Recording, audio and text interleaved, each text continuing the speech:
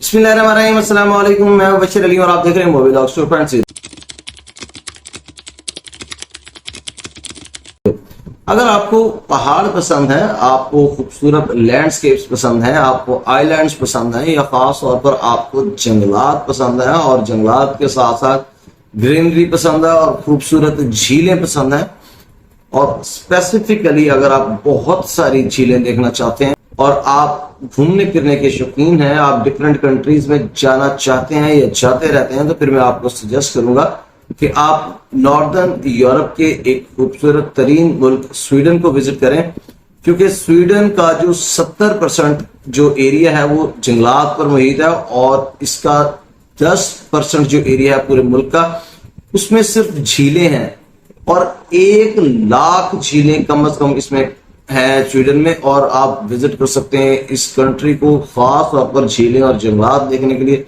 बहुत से आइलैंड्स हैं, खूबसूरत लैंडस्केप्स हैं, पहाड़ हैं, तो बहुत ही जबरदस्त कंट्री है। अगर आप इसको विजिट करना चाहते हैं तो मैं आपको इसकी विजिट वीजा की डिटेल्स बता देता हूं। इसके अंदर 2 ऑप्शंस हैं मेन। एक ये कि आप लेस देन 90 डेज का विजिट करना चाहते हैं तो उसके लिए आपको एक वीजा लेना पड़ेगा, और एंट्री वीजा उसको आप कह सकते हैं, विजिट वीजा कह सकते हैं, या normally in common Schengen visa भी कह देते हैं। तो शेंजन जोन में होने की वजह से आप जब स्वीडन का वीजा लेंगे, विजिटर वीजा, तो आप शेंजन कंट्रीज जितने हैं उनको भी आप विजिट कर सकते हैं। अब दूसरा ऑप्शन जो है वो ये है कि अगर आप मोर देन 90 डेज के लिए विजिट करना चाहते हैं स्वीडन को, तो उसके लिए फिर आपको रेजिडेंस परमिट फॉर विजिट या विजिटर्स रेजिडेंस परमिट लेना पड़ता है। इस तरह से भी कर सकते हैं कि आप विजिट वीजा लेकर चले जाते हैं और वहां पर जाकर आपका प्रोग्राम बन जाता है कि मैं और रहना चाहता हूं, यहाँ पर मजीद कुछ दिन स्पेंड करना चाहता हूं। तो अगर आपका स्टे 90 डेज से ज्यादा हो रहा है तो फिर आपको अपना विजिटर वीजा जो है उसको एक्सटेंड करवाना पड़ता है, या इन अदर वर्ड्स आपको विजिटर्स रेजिडेंस परमिट लेना पड़ता है। तो इसमें कुछ कैटेगरीज आ जाती हैं। वो कौन कौन सी कैटेगरीज हैं, क्या प्रोसीजर है, फीस कितनी है, सारा कुछ मैं क्विकली आपको दिखाता हूं ऑन स्क्रीन। लेकिन स्क्रीन पर जाने से पहले मैं आपसे रिक्वेस्ट करूंगा कि अगर आपने अभी तक मेरे चैनल को सब्सक्राइब नहीं किया तो मेरे चैनल को जरूर सब्सक्राइब कर लीजिएगा। जज़ाकल्लाह खैर। इस टाइम आपको स्क्रीन पर जो वेबसाइट नजर आ रही है वो स्वीडन की ऑफिशियल वेबसाइट है, और अगर आप सामने देखें तो हेडिंग जो आपको नजर आ रही है वो visit Sweden up to 90 days apply for a visa. जैसे मैंने आपको पहले बताया कि अगर आपने लेस देन 90 डेज के लिए स्वीडन जाना है या विजिट करना है तो फिर आपको वीजा अप्लाई करना होगा, विजिट वीजा उसको आप कह सकते हैं, या शेंजन वीजा। अगर आप विजिट वीजा अप्लाई करना चाहते हैं तो अगर आपकी कंट्री में स्वीडन एम्बेसी है वेल एंड गुड, अगर नहीं है या काम नहीं कर रही, जैसे कि पाकिस्तान की जो स्वीडिश एम्बेसी है वो भी टेम्परेरी तौर पर क्लोज है, अभी वो विजिटर्स को अलाउ नहीं कर रहे वहां पर जाने के लिए। विजिटर्स मीन्स कि कोई भी शख्स वहां पर फिलहाल नहीं जा सकता। तो उसका दूसरा तरीका क्या है कि कुछ और एम्बेसीज के साथ उन्होंने अपना कॉन्ट्रैक्ट किया हुआ है, जैसे कि डेनमार्क की एम्बेसी हो गई या नॉर्वे की एम्बेसी हो गई, उसको उसके थ्रू वो एप्लीकेशंस ले लेते हैं। तीसरा तरीका उसका ये है कि वो VFS ग्लोबल के थ्रू एप्लीकेशंस ले लेते हैं। आप VFS ग्लोबल के जो वेबसाइट है उस पर जाएंगे, आप अपॉइंटमेंट लेंगे, उनका ऑफिस जो आपके करीब तरीन होगा वहां जाकर आप अपनी बायोमेट्रिक देंगे, अपना पासपोर्ट सबमिट करवाएंगे और डॉक्यूमेंट्स दे देंगे, और वो आपको ट्रांसफर कर देगा सारा आपके डॉक्यूमेंट्स जो है वो स्वीडन एम्बेसी में, जो कंसर्न एम्बेसी होगी वहां से आपका केस प्रोसेस होगा और वीजा रखे आपको आ जाएगा। इसका यहाँ पर नीचे बताया हुआ, यहाँ पर ये देखें, सबसे पहले ये उन्होंने ये बताया कि ये लिस्ट जो आपको नजर आ रही है, list of foreign citizens who require visa for entry into Sweden. आपका जो भी कंट्री है इस लिस्ट पर जाकर आप फाइंड कर सकते हैं कि आपको वीजा चाहिए या नहीं चाहिए।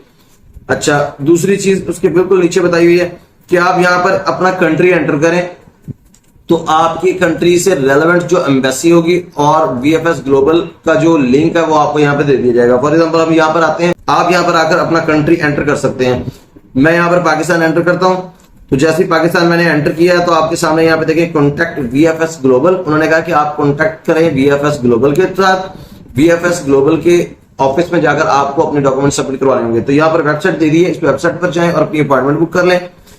नीचे उन्होंने बताया कि रिस्पॉन्सिबल स्वीडिश एम्बेसी, तो पाकिस्तान की जो एप्लीकेशंस हैं विजिट वीजा की वो बैंकॉक जाती हैं, थाईलैंड यानी कि, तो थाईलैंड में जो स्वीडिश एम्बेसी है वो उसको हैंडल कर रही है टेम्परेरी तौर पर, जब तक पाकिस्तान की एम्बेसी को दोबारा ओपन नहीं कर दिया जाता लोगों के आने जाने के लिए।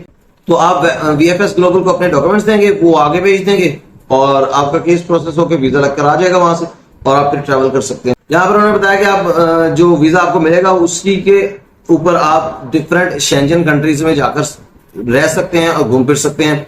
और नीचे जो लिंक आपको नजर आ रहा है वो ये ऑन दी गवर्नमेंट्स वेबसाइट, उन्होंने कहा कि गवर्नमेंट की वेबसाइट पर जाएं, इस यानी कि इस लिंक पे ऊपर जाएं और वहां जाकर आप देख सकते हैं कि शेंजन कंट्रीज कौन कौन से हैं जिनको आप विजिट कर सकते हैं। फिर यहाँ पर उन्होंने बताया कि अगर आप 90 डेज से ज्यादा टाइम स्पेंड करना चाहते हैं तो फिर आपको रेजिडेंस परमिट लेना पड़ेगा।